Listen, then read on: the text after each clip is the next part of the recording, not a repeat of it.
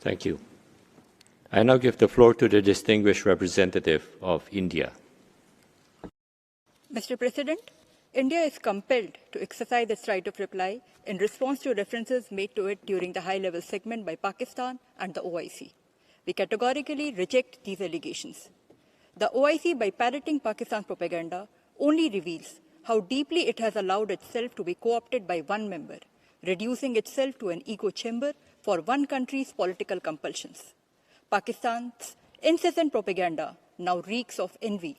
We have no desire to dignify such propaganda, however, we'll make a few points to dismantle it with facts. Jammu and Kashmir was, is, and will always remain an integral and inalienable part of India. No amount of wishful rhetoric or audacious propaganda by Pakistan can alter the immutable fact that the accession of Jammu and Kashmir to India was completely legal and irrevocable, and in accordance with Indian Independence Act of 1947 and the international law.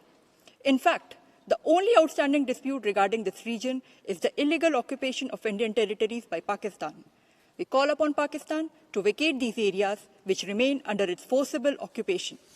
Mr. President, it is indeed hard to take lectures on democracy from a country where civilian governments rarely complete their terms. They ring hollow. The record voter turnout in general elections and assembly elections in Jammu and Kashmir is a testimony to the fact that people of Jammu and Kashmir have rejected the ideology of terrorism and violence propagated by Pakistan and are surging ahead on the path of development and democracy. Mr. President, if the Chenab Rail Bridge, the world's highest bridge inaugurated in Jammu and Kashmir last year, is fake, then Pakistan must be hallucinating or living in the La La land. Or maybe Pakistan finds it unbelievable that the developmental budget of Jammu and Kashmir is more than double the recent bailout package they sought from the IMF.